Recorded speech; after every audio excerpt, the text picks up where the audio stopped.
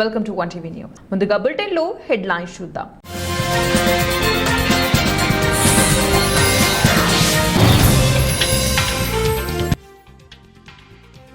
పంజాబ్ లో కాల్పుల కలకలం.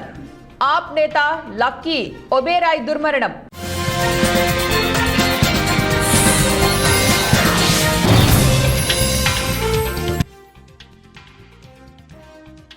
హైదరాబాద్ లో యాపిల్ స్టోర్ సిబ్బంది నియామకాల ప్రక్రియ షురూ.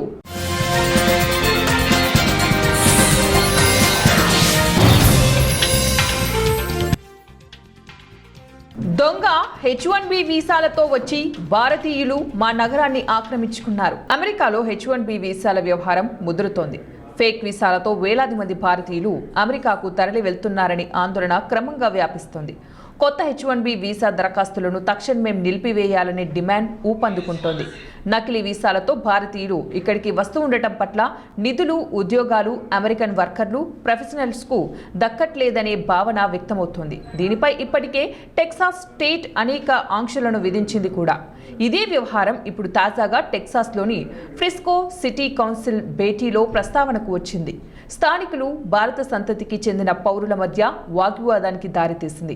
H1B ద్వారా భారతీయులు వీసా మోసాలకు పాల్పడుతున్నారని, దీనివల్ల అమెరికన్లకు ఉద్యోగాలు లేకుండా పోతున్నాయని మితవాదులు ఆరోపించారు.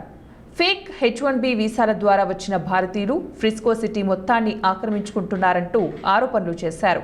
పంజాబ్లో కాల్పులు కలకలం రేపాయి.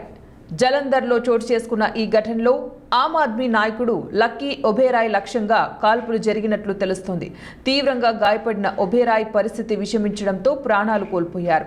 ప్రాథమిక సమాచారం ప్రకారం జలంధర్లోని గురుద్వారా సాహిబ్ వద్ద ఒబేరాయ్ తన కారును పార్క్ చేస్తూ ఉండగా ఒక్కసారిగా తూటాలు పేలాయి. ద్విచక్ర వాహనంపై వచ్చిన దుండగులు ఒక్కసారిగా కాల్పులకు తెగబట్టారు. దీంతో కారులో ఉండగానే ఒబేరాయ్కు సుమారు 5 బుల్లెట్లు తగిలాయి. తీవ్రంగా గాయపడిన ఆయన్ను వెంటనే సమీపంలోని ప్రైవేట్ హాస్పిటల్లోకి తరలించారు. అప్పటికే తీవ్ర గాయాలు కావడంతో పరిస్థితి విషమించిందని మృతి చెందారు. ఈ ఘటనపై పోలీసు అధికారులు వేగంగా స్పందించారు. సమాచారం అందుకున్న వెంటనే పోలీసు బృందం అక్కడికి చేరుకుని కేసు దర్యాప్తు ప్రారంభించింది. ఈ ఘటనపై మరిన్ని వివరాలు తెలియాల్సి ఉంది. ఐఫోన్ల తయారీ దిగ్గజం యాపిల్ హైదరాబాద్లోనూ రిటైల్ విక్రయ కేంద్రాన్ని ఏర్పాటు చేయబోతోంది. ఈ స్టోర్లో పనిచేసేందుకు అవసరమైన సిబ్బంది నియామక ప్రక్రియను ప్రారంభించింది. ఇందుకోసం కంపెనీ తాజాగా జాబ్ నోటిఫికేషన్ కూడా జారీ చేసింది. టెక్నికల్ స్పెషలిస్టులు, బిజినెస్ ఎక్స్పర్ట్స్, ఆపరేషన్ ఎక్స్పర్ట్స్తో పాటు ఫుల్ టైం, పార్ట్ టైం మరియు టెంపరరీ ఎక్స్పర్ట్స్ మేనేజర్స్గా పనిచేసేందుకు ఆసక్తి కలిగిన అభ్యర్థుల నుంచి దరఖాస్తులను ఆహ్వానించింది యాపిల్. భారత్లో తొలి రిటైల్ స్టోర్ను 2023లో ముంబైలో ప్రారంభించింది. కడప జిల్లా ప్రొద్దుటూరు పెన్నా నది పరివాహక ప్రాంతంలో నూతనంగా నిర్మాణం చేపట్టిన వారాహి అమ్మవారి ఆలయాన్ని గురువారం అర్ధరాత్రి ఫారెస్ట్ అధికారులు జేసీబీతో కూల్చివేశారు. ఆలయ కూల్చివేసిన ప్రదేశాన్ని ప్రొద్దుటూరు ఎమ్మెల్యే వరదరాజులరెడ్డి, టీడీపీ శ్రేణులు, బీజేపీ శ్రేణులు పరిశీలించారు. ఆలయం ఫారెస్ట్ ల్యాండ్లో ఉన్నప్పటికీ హిందూ దేవాలయాన్ని అర్ధరాత్రి సమయంలో కూల్చివేయడం అనేది చాలా తప్పు అని ఎమ్మెల్యే తెలిపారు.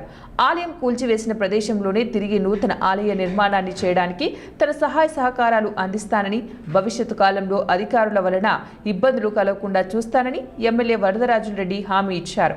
అయితే ఆలయాన్ని కూలదోసిన అధికారులపై చర్యలు తీసుకోవాలంటూ బీజేపీ నేతలు, హిందూ సంఘాలు ప్రొద్దుటూరు ఎర్రగుట్ల ప్రధాన రహదారిపై బైఠాయించి నిరసన తెలిపారు. ఫారెస్ట్ స్థలంలో ఏదైనా కూడా మనం నిర్మాణం చేసుకోవాలంటే ఉన్నతాధికారుల నుంచి పర్మిషన్ పొందిన తర్వాతనే చేసుకోవాలి. సింగమ్మవారిని స్థాపితం చేయడం జరిగింది.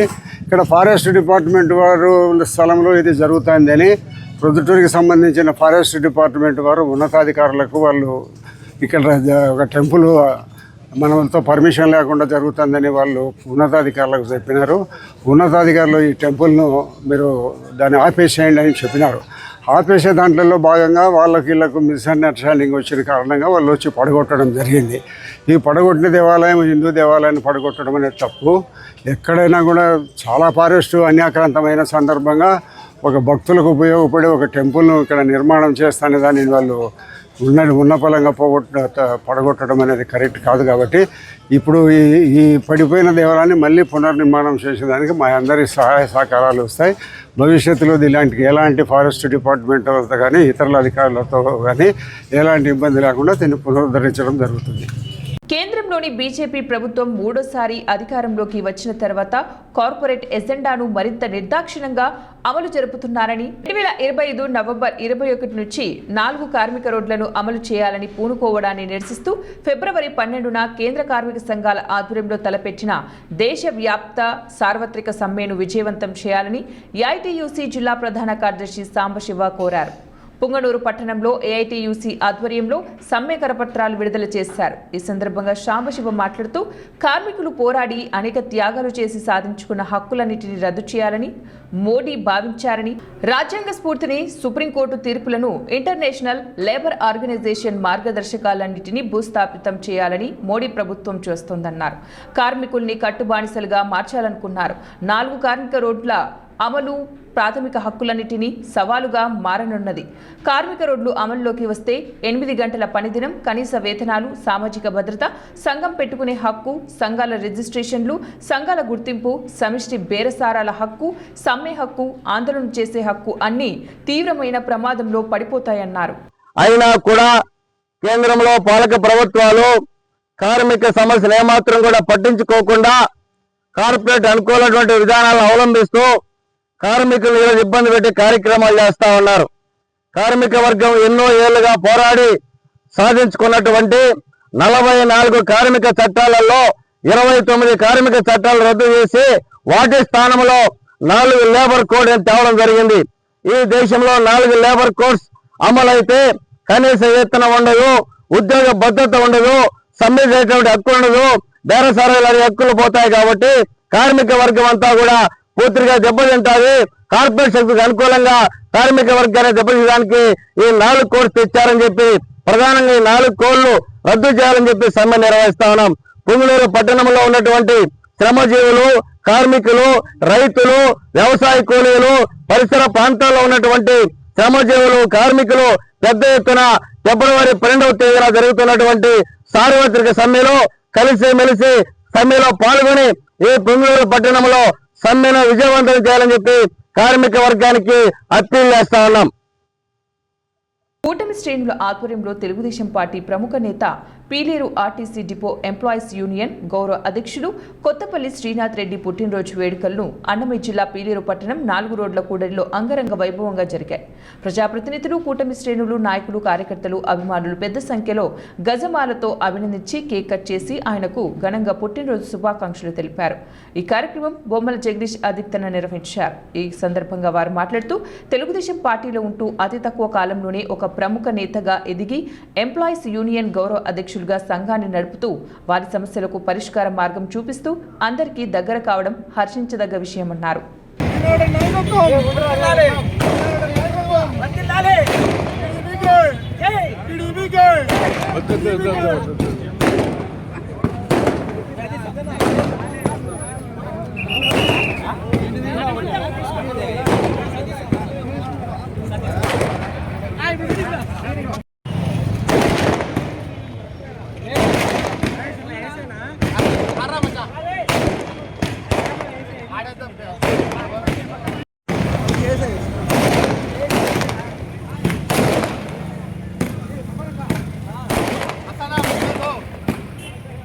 రైట్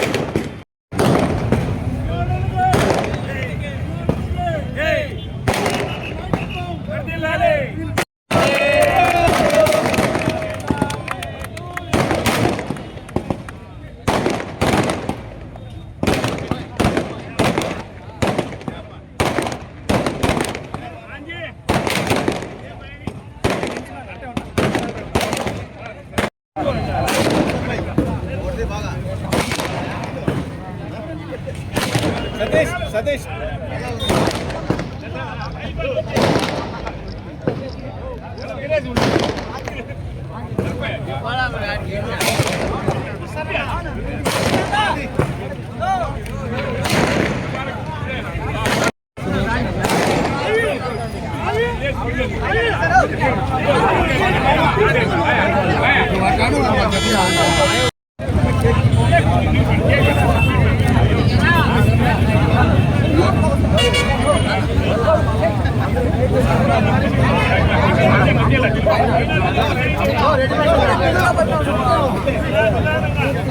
Ready, జాతీయ ఉపాధి హామీ పథకం పేరు మారుస్తూ కూలీలకు సరిగ్గా వేతనాలు చెల్లించకుండా పథకాన్ని నిర్వీర్యం చేస్తున్నారని ఆంధ్రప్రదేశ్ కాంగ్రెస్ పార్టీ అధ్యక్షురాలు షర్మిల పేర్కొన్నారు. ఆమె రాష్ట్ర వ్యాప్తంగా ఉపాధి హామీ పరిరక్షణ యాత్ర కార్యక్రమాన్ని చేపట్టారు. అందులో భాగంగా అన్నమయ్య జిల్లా కలికిరి పట్టణం 4 రోడ్ల కూడలిలో ఆమె బహిరంగ సభలో పాల్గొన్నారు. ఈ సందర్భంగా మాట్లాడుతూ గత కాంగ్రెస్ పార్టీ హయాంలో ఉపాధి హామీ పథకంలో పనిచేసిన కూలీలకు పక్షం రోజులకు ఒకసారి వేతనాలు చెల్లించేవారని, కేంద్రంలోని బీజేపీ ప్రభుత్వం ఇప్పటి పరిస్థితిలో 3 నెలలకు ఒకసారి కూడా వేతనాలు ఇచ్చే పరిస్థితి లేదని కేంద్ర ప్రభుత్వంపై మండిపడ్డారు. పథకము అంటే ఇంతకు ముందు ఉపాధి హామీ పథకము అంటే గ్రామ సభలలో, గ్రామ పంచాయతీల్లో గ్రామ సభ్యులందరూ కలిసి ఆ గ్రామానికి ఏం పనులు కావాలో అది నిర్ణయించుకునేవారు. ఆ గ్రామంలో రోడ్లు కావాలనా, బాయిలు కావాలనా, లేకపోతే చేన్లో పని చేసుకోవాలనా, లేకపోతే పుడికలు తీయాలనా అన్నది ఆ గ్రామస్తులు నిర్ణయించుకునే వాళ్ళు. దానికోసము ఉపాధి హామీ నిధులు వాడుకునేవారు, దానికోసం గ్రామస్తులకు పనులు ఇచ్చేవాళ్ళు. దాని ద్వారా ఉపాధి హామీ ద్వారా గ్రామంలో అభివృద్ధి జరిగేది, గ్రామంలో పనులు జరిగేది. కానీ ఇప్పుడు బీజేపీ తెచ్చే ఈ కొత్త చట్టం ప్రకారము అదేది ఉండబోదు. బీజేపీ అంట ఒక నోటిఫికేషన్ ఇస్తుందంట ఎక్కడ పనులు జరగాలి అని. ఏ గ్రామానికి ఇస్తుందో తెలియదు, ఏ జిల్లాకి ఇస్తుందో తెలియదు, ఏ జిల్లాకి ఎగరగొడుతుందో తెలియదు. వాళ్ళు నోటిఫికేషన్ ఎక్కడ ఇస్తే అక్కడ పనులు జరుగుతాయి. వాళ్ళ నోటిఫికేషన్ ఎప్పుడు విత్డ్రా చేసుకుంటే అప్పుడు పనులు ఆగిపోతాయి. లేదా పక్కనే ఒక ప్రాజెక్ట్ జరుగుతుంటేనో, లేకపోతే ఒక రోడ్ వర్కో, లేకపోతే ఇరిగేషన్ ప్రాజెక్ట్ జరుగుతుంటే అక్కడ ఏదైనా కాంట్రాక్టర్ పనిచేస్తుంటే ఆ కాంట్రాక్టర్ కింద ఈ ఉపాధి హామీని కూడా ట్యాగ్ చేసే అవకాశం కూడా. కడప జిల్లా బద్వేలు మున్సిపాలిటీ కార్యాలయంలో కౌన్సిలర్ సమావేశాన్ని నిర్వహించారు. ఈ సందర్భంగా వారు మాట్లాడుతూ మున్సిపాలిటీ పరిధిలో ఆయా వార్డులలో చేపట్టే పనుల విషయంలో వార్డుకు సంబంధించిన కౌన్సిలర్లకు కనీస సమాచారం ఇవ్వడం లేదని, మున్సిపల్ అధికారులు ప్రోటోకాల్ నిర్లక్ష్యం చేస్తే ఉన్నత అధికారులకు ఫిర్యాదు చేస్తామని తెలిపారు. మున్సిపాలిటీకి మంజూరైన వివిధ రకాల నిధులతో చేపట్టబోయే అభివృద్ధి పనులకు టెండర్లు వేసి నేటికి పనులు ప్రారంభించని కాంట్రాక్టర్లపై చర్యలు తీసుకోవడంతో పాటు సంబంధిత పనులను రద్దు చేసి తిరిగి టెండర్లకు పిలవాలని కోరారు. ప్రభుత్వ హాస్పిటల్స్ ఆవరణంలో ఏర్పాటు చేసిన సెంటర్కు doctor G Venkata Subbaiah memorial dialysis సెంటర్గా పేరును మార్చాలని సమావేశం దృష్టికి తీసుకురాగా అజెండాలో పొందుపరిచి చర్యలు తీసుకుంటామని కమిషనర్ హామీ ఇచ్చారు. కోటా వీధిలో ఏర్పాటు చేసిన అర్బన్ హెల్త్ సెంటర్ పనులు పూర్తయిన నేపథ్యంలో వీలైనంత త్వరగా హెల్త్ సెంటర్ను ప్రారంభించి ప్రజలకు అందుబాటులోకి తీసుకురావాలని మున్సిపల్ అధికారులను కోరారు. ఈ కార్యక్రమంలో municipal commissioner Narasimha Reddy, municipal chairman Rajagopal Reddy, municipal vice chairman Venkata Sai Krishna, Gopalaswamy, కౌన్సిలర్లు, అధికారులు పాల్గొన్నారు. కలెక్టర్ గారు వచ్చినప్పుడు కూడా నేను కూడా పోయింది. సార్ కూడా కలెక్టర్ గారు అందరూ చేస్తారు, సార్ వర్క్ బాగా చేస్తున్నారంటే ఆయన అడిగినారు. తను చేసినందుకు కూడా మన సభా తరఫున కూడా అందరికి ఆయనకు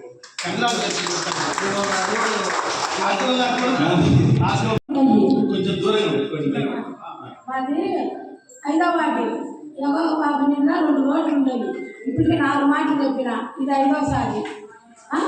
ఒక నాగంచెరువు కట్టబడి కంపంతా బతకపోయింది.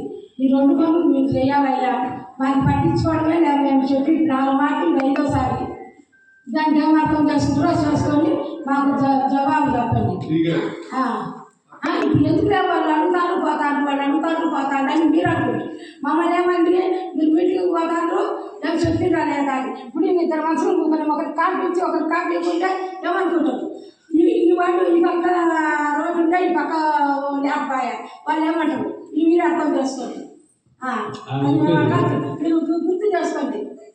ఎవో అనేది ఇప్పుడు మనము ఏవైతే వర్కులు మనము రన్నింగ్ లో ఉన్నాయో వర్కులు స్టార్ట్ కానట్టు క్యాన్సిల్ చేయమన్నా కదా. ఎన్ని వర్కులు క్యాన్సిల్ చేశారు? స్టార్ట్ కానట్టు ఎన్ని వర్కులు ఉన్నాయి, ఎన్ని క్యాన్సిల్ చేశారు?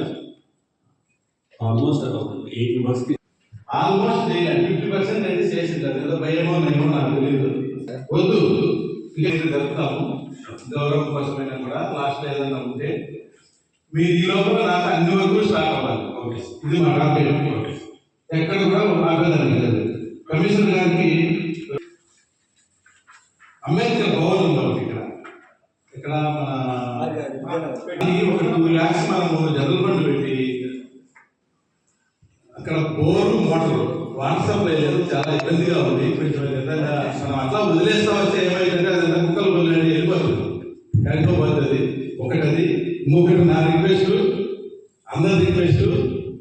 పేరుతో అక్కడ స్వామి ఉన్నాడు కొండపైన లక్ష్మీనరసింహ స్వామి బ్రహ్మాండం కట్టిన టెంపుల్. నేను కూడా 2-3 సార్లు రిక్వెస్ట్ చేశాను. మరి ఎందుకో మీరు దాని మీద స్పందించలేకున్నారు. స్పందించండి. ఒక 2 lakhs ఆయనకు వాటర్కి. అంటే గవర్నమెంట్ ఎక్కడ బోర్ ప్రపోజ్ చేసింది చెప్పిండు. మనము ఈ పైప్ లైన్ కావాలంటే ఆయనకి తీసుకోవడానికి ఒక పని చేద్దాం. బోర్ మేము కట్టాము, చాలా బాగుంది. అందరికీ పనికొచ్చేది, మన ఇంటికి చేసేది కాదు కదా. 2 లక్షలు ఏముంది, మీరు దానికి పెట్టండి. ఒక 2 lakhs పెట్టండి దానికి. ఈ 2 నోట్ చేయండి. అంబేద్కర్ అక్కడ టెంపుల్ దిగారు, నోట్ చేయండి. నెక్స్ట్ మీరు ఇప్పుడు ఈ ఉన్నాయి చూడండి, మన అర్బన్ హెల్త్ సెంటర్లు 2 రన్నింగ్లో ఉన్నాయి. 3వ ఓపెన్ చేయాలి. ఎప్పుడు ఓపెన్ చేస్తారు అది? అర్బన్ హెల్త్ సెంటర్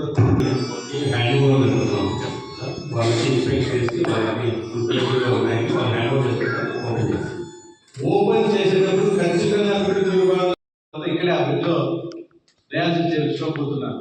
నేను స్వయంగా చూశాను. చాలా మందికి పొద్దుటూరులో కూడా బెడ్ దొరక, మన దగ్గర బంధువులు ఉన్న వాళ్ళు కూడా నేను రికమెండేషన్ చెప్తే కూడా దొరకలేదు పొద్దుటూరులో. డయాలసిస్ అనేది చాలా అదృష్టం పెద్దది రావడం. సరే, అది దీంట్లో పెద్ద ఎత్తున కృషి స్వర్గీయ డాక్టర్ జి వెంకటసుబ్బయ్య ఆయన పెట్టిండు. అప్పుడు ఆయన తెప్పించి పెట్టాడు. సరే, ఓపెనింగ్ చేసినా ఇప్పుడు నడుస్తుంది. మళ్ళీ ఈ మధ్య 2 కోట్ల ఎక్విప్మెంట్ కూడా డబ్బిచ్చాడు. మళ్ళీ కొన్ని ఎక్విప్మెంట్స్ అంతా కూడా తెచ్చారు. చాలా బాగుంది. ఇప్పుడు చూడండి, మీరు వెళ్ళారు బయటికి చూసాను. లోపలికి వెళ్ళండి మీరు, కమిషనర్ గారు మీరు కూడా వెళ్ళండి. మిత్రులు ప్రెస్ వారు కూడా చూడండి, చాలా బాగుంది. ఎక్కడ ఉదయగిరి కానీ ఆత్మకూరు కానీ గిద్దలూరు ఇక్కడ ఎక్కడ లేవు. చుట్టుపక్కల అంతా ఇక్కడికి వస్తున్నారు. సరే, ఏరియా బాగా చేశారు. దీన్ని మళ్ళీ 2 కోట్ల డబ్బు కూడా ఈ మధ్య శాసనసభ్యులు ఎమ్మెల్యే గారు తెప్పించారు. దాంట్లో మన సాయి గారు కూడా తిరిగినారు.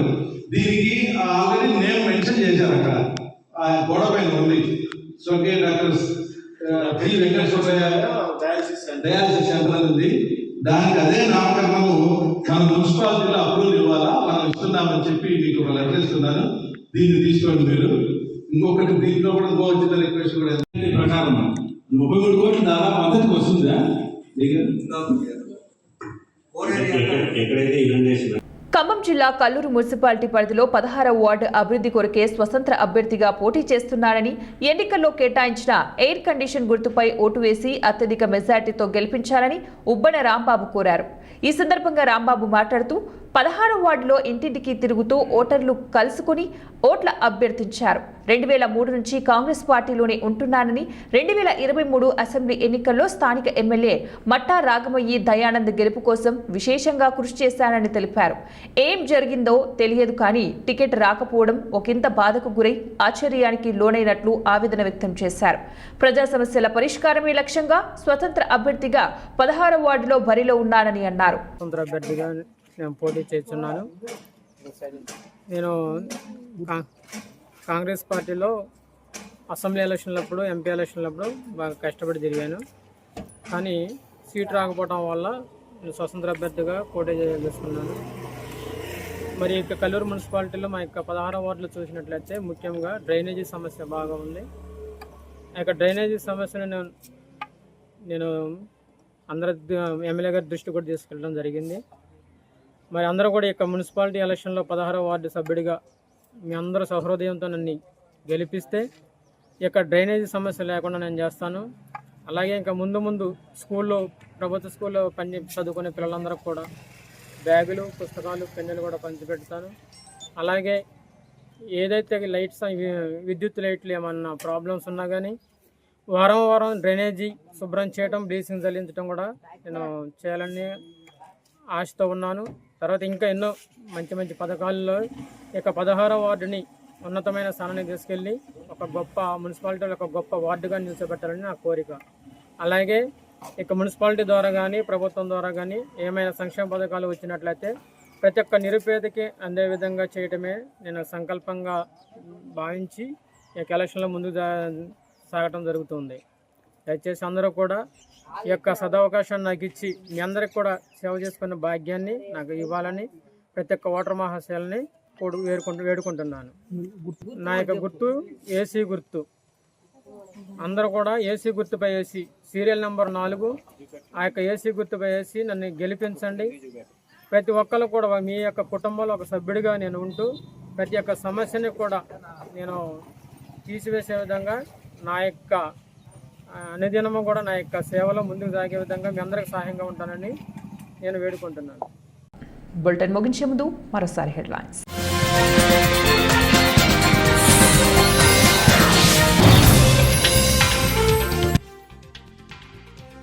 పంజాబ్లో కాల్పుల కలకలం. ఆప్ నేత లక్కీ ఒబేరాయ్ దుర్మరణం.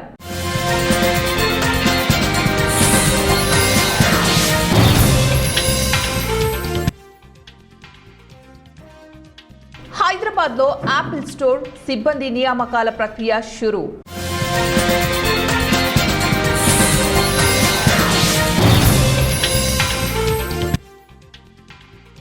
దొంగ H1B వీసాలతో వచ్చి భారతీయులు మా నగరాన్ని ఆక్రమించుకున్నారు. ఇవి ఇప్పటి బులెటిన్ డీటెయిల్స్. నెక్స్ట్ బులెటిన్లో మళ్ళీ కలుద్దాం. Until then keep watching 1TV news.